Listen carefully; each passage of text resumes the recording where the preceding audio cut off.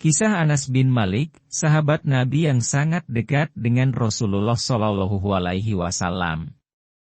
Usia Anas masih sangat muda, ketika ibunya Anas bin Malik, Al-Gumaisah mentalkinya dengan 2 kalimat syahadat.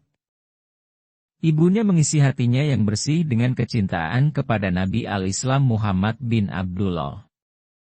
Maka di benak Anas pun mulai tumbuh rasa cinta kepada Rasul sekalipun dia belum pernah bersua dengan Nabi yang mulia tersebut, hanya mendengar kisah beliau sebatas dari orang ke orang. Tidak mengherankan, karena terkadang telinga lebih dulu merindukan sesuatu daripada mata. Betapa seringnya Anas kecil berangan bisa berkelana menemui nabinya di Mekah atau beliau bisa datang kepada mereka di Yatsrib. Sehingga dia bisa berbahagia karena bisa melihatnya dan tenteram karena berjumpa dengannya. Angan-angan itu dalam waktu dekat ternyata telah berubah menjadi kenyataan. Yatsrib yang membanggakan dan berbahagia mendengar bahwa Nabi dan sahabatnya sedang dalam perjalanan ke arahnya. Maka keceriaan menaungi setiap rumah dan kebahagiaan menyelimuti semua hati. Mata dan hati bergayut dengan jalan yang penuh berkah, jalan yang membawa langkah Nabi dan sahabatnya ke Yatsrib. Anak-anak muda bergumam setiap cahaya pagi bersinar, Muhammad telah datang. Maka Anas bersama anak-anak kecil lainnya berlari-lari hendak menyambutnya, namun dia pun pulang dengan sedih lagi kecewa.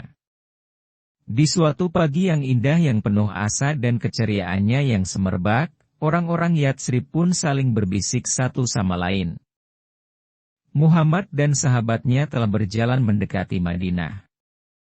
Maka orang banyak pun berhamburan ke jalan-jalan yang penuh berkah, jalan yang membawa Nabi petunjuk dan kebaikan kepada mereka. Mereka berondong-bondong menyambut kedatangan beliau secara bergelombang, kelompok demi kelompok.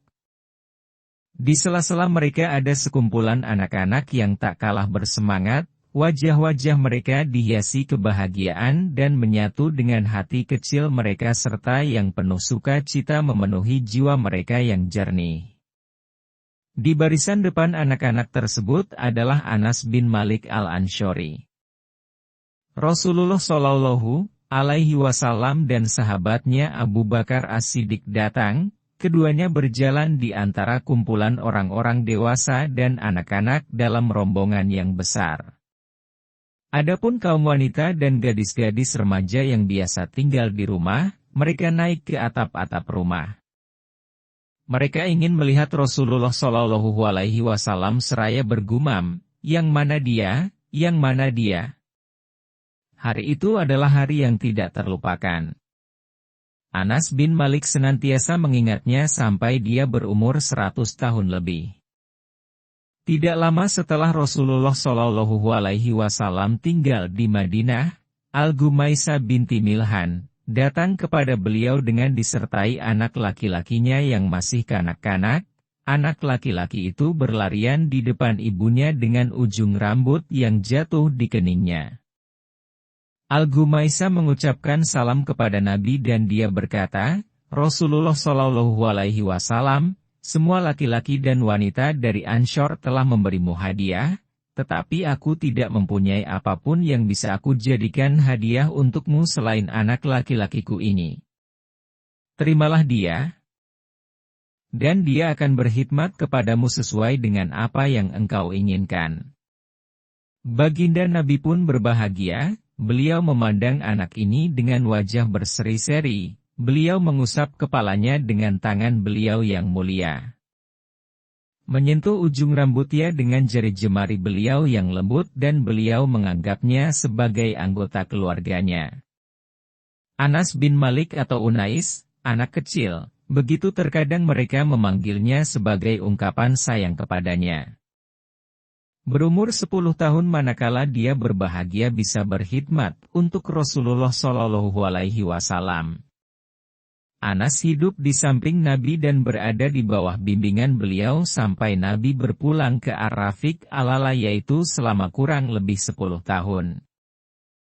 Selama itu Anas memperoleh bimbingan dari Nabi yang dengannya dia menyucikan jiwanya, memahami hadis beliau yang memenuhi dadanya, mengenal akhlak beliau yang agung, rahasia-rahasia dan sifat-sifat terpuji beliau yang tidak dikenal oleh orang lain. Anas bin Malik mendapatkan perlakuan yang mulia dari Rasulullah Shallallahu Alaihi Wasallam yang tidak pernah diperoleh oleh seorang anak dari bapaknya. Mengenyam keluhuran perangai Rasulullah Shallallahu Alaihi Wasallam dan keagungan sifat-sifatnya yang membuat dunia patut untuk iri kepadanya. Biarkanlah Anas sendiri yang menyampaikan sebagian lembaran cemerlang dari perlakuan mulia yang dia dapatkan di bawah naungan seorang nabi yang pemurah dan berhati mulia, karena Anas lebih tahu tentangnya dan lebih berhak untuk menceritakannya. Anas saat itu berusia 10 tahun, ia terus tinggal dalam asuhan baginda Nabi hingga beliau dipanggil oleh Allah Subhanahu wa Ta'ala. Anas mendampingi Nabi selama 10 tahun. Ia mendapatkan petunjuk langsung dari Rasulullah Shallallahu Alaihi Wasallam. Ia juga banyak menerima hadis Rasulullah Shallallahu Alaihi Wasallam, sehingga memenuhi ruang dadanya. Anas juga mengetahui kondisi, cerita, rahasia dan kebiasaan terpuji beliau yang jarang diketahui oleh sahabat lainnya. Anas dalam pergaulannya dengan Rasulullah Shallallahu Alaihi Wasallam mendapatkan yang tidak didapat oleh seorang anak dari ayahnya. Ia juga menemukan apa dari keagungan sifat Rasulullah Shallallahu Alaihi Wasallam yang membuat seluruh dunia rasa iri kepadanya. Dalam sebuah riwayat, ia bercerita, Rasulullah Shallallahu Alaihi Wasallam adalah manusia yang paling baik akhlaknya.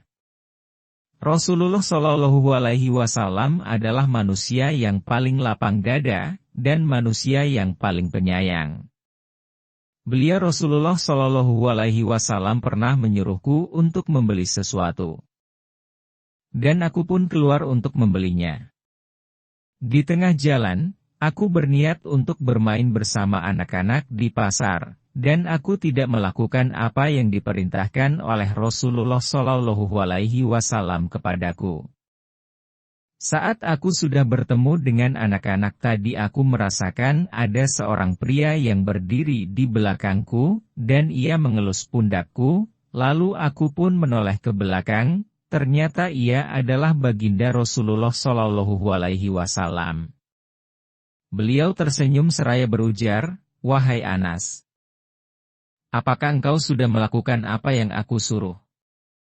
Aku merasa grogi dan berkata, "Baik, aku akan melakukannya sekarang, ya Rasulullah." Demi Allah, aku sudah membantu beliau 10 tahun lamanya, namun atas apa yang aku lakukan sepanjang itu.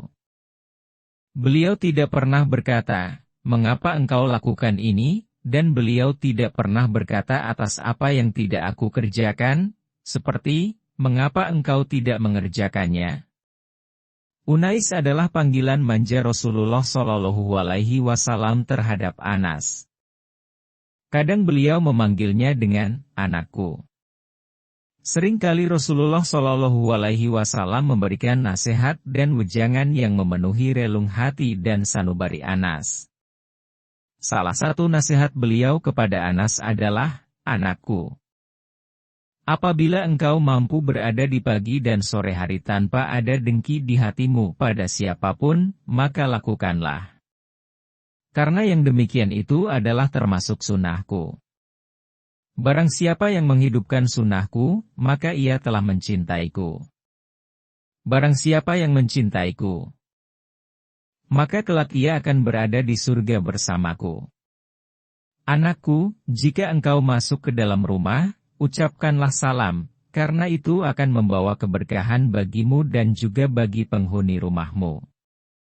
Rasulullah Shallallahu Alaihi Wasallam juga seringkali mendoakan Anas bin Malik. Salah satu doa beliau untuk sahabat Anas adalah, "Ya Allah, berikanlah ia harta dan keturunan serta berkahilah hidupnya." Allah Subhanahu wa Ta'ala pun mengabulkan doa nabinya. Anas menjadi orang dari kaum Ansor yang paling banyak hartanya. Ia memiliki keturunan yang amat banyak. Anak serta cucunya melebihi 100 orang. Allah Subhanahu wa Ta'ala pun memberikan keberkahan pada umurnya sehingga ia hidup 1 abad, 100 tahun, lamanya ditambah 3 tahun lagi. Setelah Rasulullah Shallallahu Alaihi Wasallam, Anas masih hidup lebih dari 80 tahun lamanya. Keberkahan ini juga dirasakan kaum muslimin. Ia menjadi rujukan ketika kaum muslimin dalam menghadapi persoalan hukum. Anas mengisi ruang hatinya dengan ilmu dari Rasulullah Shallallahu Alaihi Wasallam. Ia juga telah banyak menghidupkan hati para sahabat dan tabi'in dengan petunjuk dan ajaran Nabi. Ia juga sering memberitahukan kepada orang lain sabda dan kebiasaan Rasulullah Shallallahu Alaihi Wasallam. Anas begitu keras untuk berusaha mencontoh Rasulullah Shallallahu Alaihi Wasallam dalam perbuatan dan ucapannya. Ia menyukai apa yang disukai Nabi dan membenci apa yang Nabi benci. Hal yang paling berkesan pada dirinya ada 2. Yaitu hari pada kali pertama ia berjumpa dengan Rasulullah Shallallahu Alaihi Wasallam, dan hari ketika beliau Rasulullah Shallallahu Alaihi Wasallam wafat. Jika di hari pertama ia berjumpa Rasul, ia menjadi gembira dan bersemangat, seolah ia menghirup aroma yang semerbak. Namun apabila terbersit dalam benaknya hari yang kedua, maka ia menjadi sedih dan menangis serta manusia yang berada di sekelilingnya saat itu menangis juga.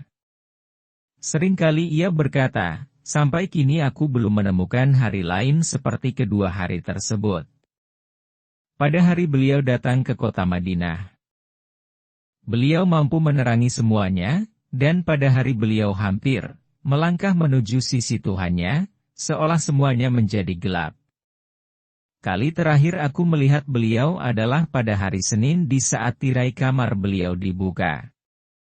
Aku melihat wajah beliau seolah lembaran kertas. Saat itu semua orang berdiri di belakang Sayyidina Abu Bakar As-Siddiq radhiyallahu anhu seraya memandang ke arah beliau. Hampir saja mereka tak kuasa menahan diri. Lalu Sayyidina Abu Bakar As-Siddiq memberikan isyarat kepada mereka untuk tenang. Lalu wafatlah baginda Nabi di penghujung hari itu.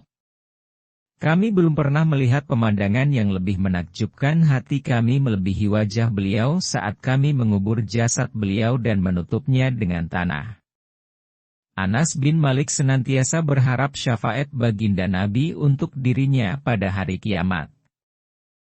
Seringkali ia berucap, aku berharap dapat berjumpa dengan baginda Rasulullah Shallallahu Alaihi Wasallam pada hari kiamat, sehingga aku dapat berkata kepada beliau, wahai junjunganku Rasulullah, inilah pembantu kecilmu, Unais.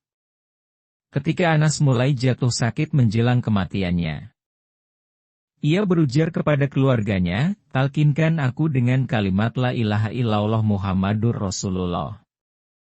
Dan ia terus mengucapkan kalimat itu hingga malaikat maut menjemputnya.